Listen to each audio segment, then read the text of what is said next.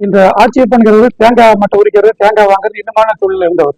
அதனால தினந்தோப்பா போகும் பொழுது, அங்க பார்க்கும் பொழுது, விசாரிக்கும் பொழுது, இந்த வீடு தனியா இருக்கு, இதுல வயசானவங்க இருக்காங்க, வேற யாரும் இருக்க மாட்டாங்க, வந்து அடிச்சுக்கணும்னா தெரியாது, அவங்க இறந்துட்டாங்கன்னா வெளியில தெரிய போறது இல்லை, நம்ம தப்பிச்சுக்கலாம் அப்படிங்கிற அதுல முதல் பண்றாரு. அப்படியே முன்னாடி இது பண்ணாங்க இல்லையா, பர்க்லி 2015 அப்போ வந்து இந்த மாதிரி இடங்கள்ல போய் பார்த்துருக்காரு.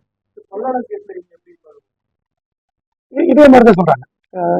அங்க போகும்போது வரும்போது தேங்காய் போய் பார்க்கும்போது இந்த மாதிரி இருக்கிறது தெரிஞ்சுது, அதனால பண்ணணும்னு சொல்லியிருக்காங்க. பட் அதுக்குரிய ஆதாரங்கள் இதெல்லாமே வந்து மேற்கொண்டு புலன்கள் தெரிய வரும். அந்த வழக்கு அவினாசி பாளையம் வழக்கு சிபிசிஐடி விசாரணை இருக்கு.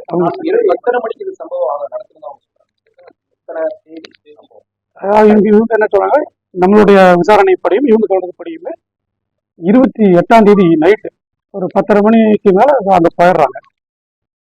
போயிட்டு வண்டியை வந்து அந்த சம்பவம் விட்டு கொஞ்சம் தள்ளி கரும்பு காட்டு பக்கத்தில் நிறுத்திட்டு போய் அந்த வீட்டுல போய் உள்ள பதிங்கிறாங்க. அந்த பாத்ரூம் பதிங்கிறாங்க.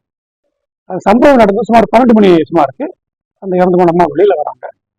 கரண்ட் ஆஃப் ஆகுது. அப்போ வெளியில வராங்க. இவங்க ஒழிஞ்சுக்க பங்கும்போது குரல் கொடுக்குறாங்க. அப்போ அந்த அம்மாவை அடிச்சு மர்டர் பண்றாங்க. இந்த சத்தத்தை கேட்டு உள்ள இருக்கிற வெளியில எந்திரிச்சு என்னென்ன எந்திரிக்கும் பொழுது அவரையும் போய் அடிக்கிறாங்க. இது சம்பவம் இவங்க கணக்குப்படி சுமார் 12 மணிக்கு மேல. நாய் கட்டி போடுறது இல்ல, நாய் இந்த வழக்கு வந்து அப்ப நாய் இல்ல அது ஒரு சுமார 10 நாள் கூட வந்து சொல்றாங்க. பட் அதுல இவங்களுக்கு எந்த இது இருக்கிற மாதிரி இது வரைக்கும் நமக்கு எந்த தகவலும் இல்லை. இந்த 2 பேரை பொறுத்த வரைக்கும் நான் அந்த மாதிரி போகும்போது குற்றம் செய்யறாங்கன்னா நீடிக்க பார்க்க இல்லைன்னு இவர் சொல்லியிருக்கிறாரு.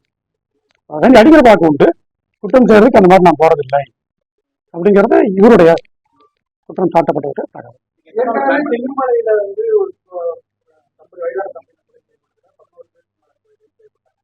அந்த குற்றவாளிகள் போலி குற்றவாளிகள் இந்த சம்பவத்தில் ஈடுபட்ட மூவர் தான் அப்படின்னு ஒரு தகவல் இல்லை. இவங்களை விசாரிச்சுருக்கிறோம். இவங்க இன்னொரு சில இடங்கள்ல நாங்க போய் பண்ணணும்னு சொல்றாங்க பல சமயங்கள்ல. அதை உறுதிப்படுத்தணுமா இருந்ததுன்னா இவங்களை மேற்கொண்டு விசாரிக்கணும். இப்ப இந்த வழக்குல ஒரு சிலதெல்லாம் ஓரளவுக்கு சிசிடிவி ஃபுட்டேஜ் கிடைச்சிருக்கு, ஒரு ரெக்கவரி கிடைச்ச மாதிரி இருக்கணும். இதே போல அந்த வழக்குல மேற்கொண்டு நமக்கு என்ன சாட்சிகள், வேற பார்த்தவங்க ஏதாச்சும் இருக்காங்களா, அல்லது இவனுடைய அந்த சம்பவத்துக்கு அந்த பொருள் எதுவும் இருக்கா, நமக்கு வேற என்ன அதுல ஐடியா கிடைக்குது அப்படின்னு முழுமையாக விசாரிச்சதுக்கு அப்புறம் தான் அந்த வழக்குல இவங்க முடிவு. இப்போ இந்த சிவகிரி வழக்குல இவங்க கைது பண்ணியிருக்கிறோம்.